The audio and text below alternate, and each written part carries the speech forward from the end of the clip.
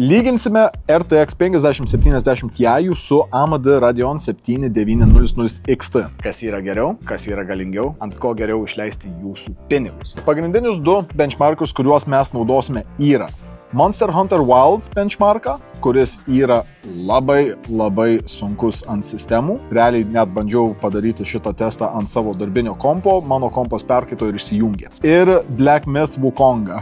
Ir rezultatai, kuriuos mes pamatėme ant 1440p ultra nustatymų, yra gan įdomus. Žiūrint į Monster Hunter Wilds 7900 XT be FSR pasiekė 90 FPS vidurkį.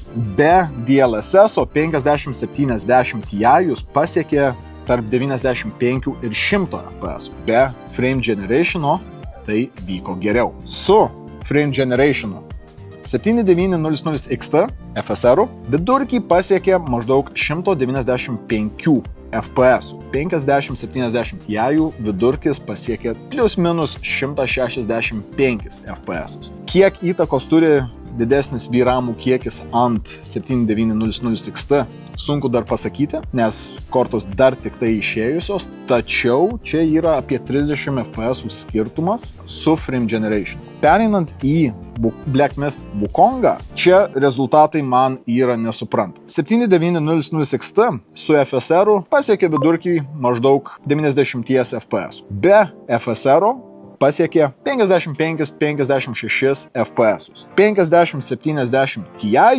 su DLSS ir be DLSS pasiekė 65 FPS. Frame Generation'as neturėjo jokios įtakos šitam benchmark'ui. Čia greičiausiai yra todėl, kad vaizdo korta yra nauja, dar nėra viskas jai optimizuota ir mes realiai nežinom, kaip gali būti rezultatas lygiai toksai pats. Ateitis tik tai pasakys, ar šitos kortos yra įdomios, ar šitos kortos yra iš tikrųjų labai vertos dėmesio. Daugelis iš jūsų turbūt manys, kad lyginant kortas tokias kaip 7900 XT, kuri yra praeitos kartos AMD korta, su pačios naujausios kartos Nvidia korta yra gan nesažininga. Tačiau reikia prisiminti kelis pagrindinius punktus. Pirmas dalykas. 7900 XT bus apie 4 arba 500 eurų, bent jau šiuo metu, pigesnė negu 5070 Ti vaizdo korta. Priklausant nuo kam jinai bus naudojama, ypač jeigu žaidimams, kad jūs mokėsit 15-20%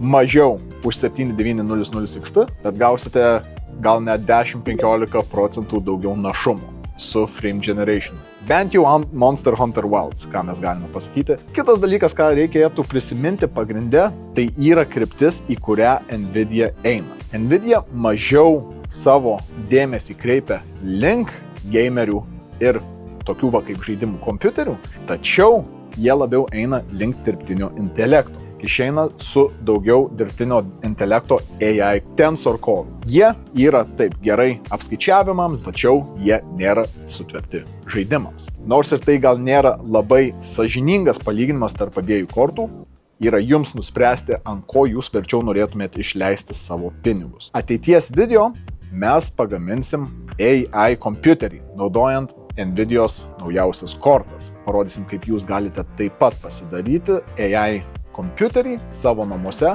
kuriam nereikia interneto. Čia yra jūsų pasirinkimas. Ar imti 5070 Ti, ar gal pasilikti link vienos iš aukščiausių AMD kortos iš praeitos kartos. Duokite žinot komentaruose, ką manote. Jorit dabar per toli šitas. Pasimėdam. Pareik. Tai yra Monster Hunter Wilds. Čia aš iš jų valgau. Jo, juokingai atrodo labai. Galima suskibausis. Norite česnakinio padažo su savo RTX 5070 Ti?